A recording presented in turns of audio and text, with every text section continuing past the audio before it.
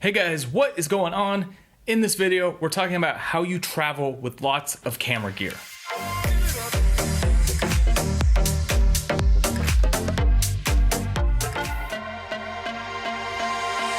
All right, I just got back from Mexico, so I thought this would be a good time to have this conversation to talk about how you travel with gear. And it's something that a lot of people have asked me, and that's how you bring all the gear with you when you're out traveling. Because nowadays, we're traveling more than just like a camera and like a few lenses. If you are a creator and if you're making content that uses different apparatuses like gimbals, drones, GoPros, all the different stuff that you might use to make your film, you're gonna be bringing a lot of gear. And you gotta have a system set up so that when you're packing and when you're getting ready to go on a trip, whatever that trip may be, maybe it's a vacation or maybe it's, you're going on some crazy adventure and you're shooting a documentary, you just need to have a system set up in place so that when you go look at all of your gear, you make sure A, you don't forget anything, B, everything's protected properly, and C, that it's safe when you're traveling and going through airports and going on buses and trains and boats and all that good stuff. So we'll just get right into it. And this is my method. This is what I do every time I go on a trip. So I'm gonna break down how I pack my bag and how I get ready to go. The first part is your gear check. And this is the most important part about this whole process. You need to make sure A, you have everything laid out and you're ready to go with the gear that you need. So what you need to do is take all the gear that you think you're gonna need and lay it out. Just lay everything out so you can see everything by just scanning left to right. And the key here is that you wanna make sure you're not forgetting any one individual piece. So put all your camera gear together. So for me, I have my GH5. I'm gonna put my GH5 with my lenses, and then I'm gonna put all my batteries out, my cards, my cables, everything that goes along with the GH5. And then I'm gonna do the same for my GoPro, everything that I need for the GoPro, ND filters, the cables, the extra battery packs, like all the filters I'm gonna need on front of the camera for doing anything that's gonna be coming at me for the adventure. And then I'll do the same with the drone and same with my computer equipment. And something to keep in mind when you're laying all this out, you need to think about what it is that you're gonna be doing on the trip. Are you going somewhere tropical?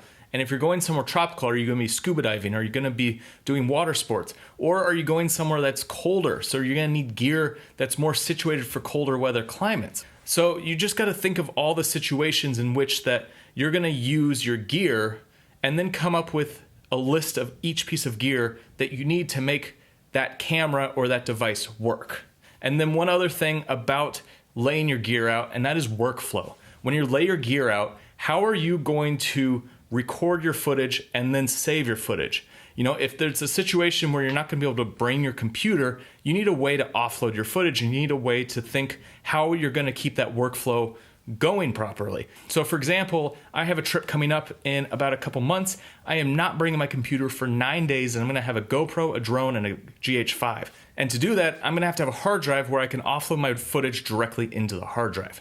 There's other trips where I might be gone for 2 days and I don't wanna bring my computer, and those kind of trips, I just make sure I have enough cards to be able to record everything on the cards and not have to format ever.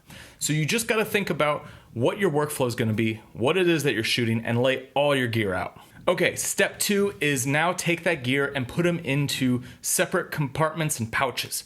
So what I do is I have different cases depending on the camera or the piece of gear, and I put everything in protective cases. For my drones and my GoPro, I always use Polar Pros cases because I just like the way they work. They're good little cases, they're awesome to use. They always fit nicely around my drones and they fit nicely around the GoPro and allow me to put everything in with each of those cameras. Now for my GH5, I use f-stops gear, ICU, internal camera unit. These you usually put inside camera backpacks, but they're also good for just carrying your gear around for any situation. There's different sizes depending on what kind of camera you have and that you're gonna bring with you. For my laptop, I have a Thule laptop case, which if you have a hard case on your laptop, then it doesn't really matter. You might be able to just slip it in your backpack. For me, I prefer to just put it in a sleeve, so I have that case. And then for all the extra little things that just don't fit in all these cases, I use Zero Grid's soft pouches, and it's great for just throwing cables and throwing just anything that I have laying around into these soft cases because they can kind of mold around your other stuff. They're very useful in just keeping your things organized. Because the last thing you want to do is get somewhere, have a bunch of cables, and then have them spread out throughout your bag, and you can't grab the things that you need.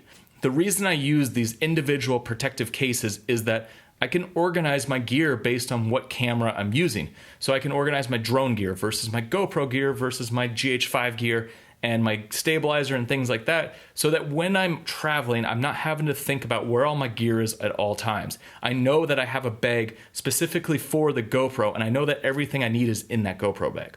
And these protective cases are basically used to travel to get to the destination that I'm going. I'll explain in a little bit what I do once I get somewhere, but first let's talk about actually traveling through airports.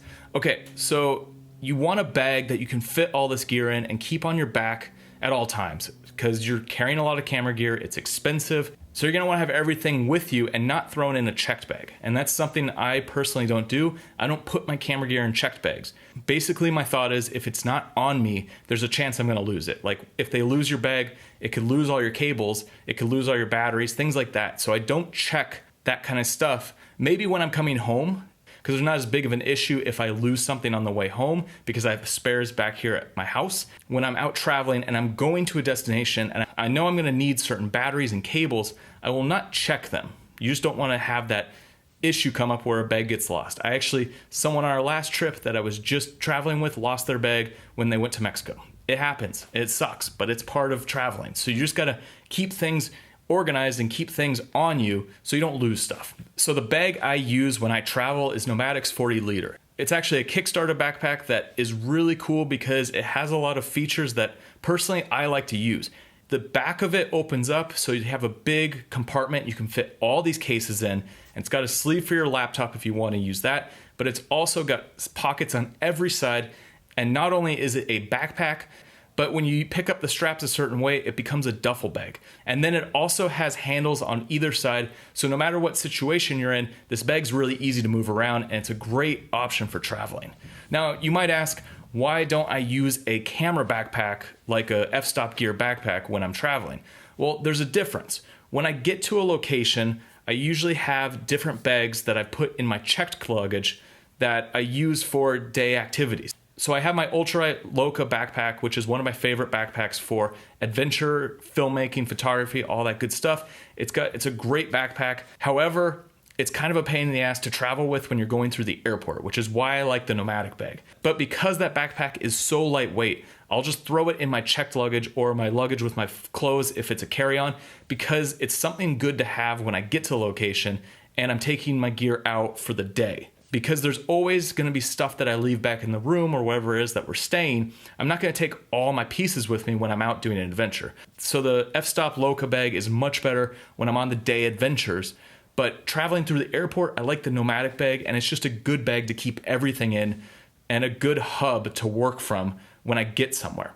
Also, depending on the type of trip I'm going on, I might bring some other bags with me. So I have this awesome outdoor research bag that I use for anything water related, so rafting, any of that. It's a dry sack. Dry sacks are awesome to have if you're planning on doing anything that involves water, because you don't want to get your gear wet, and a dry sack is super lightweight, something to throw in your bag, and it compacts really easily. So guys, that's everything I use to keep my gear safe when I'm traveling and kind of my workflow. So you might do things differently when you travel.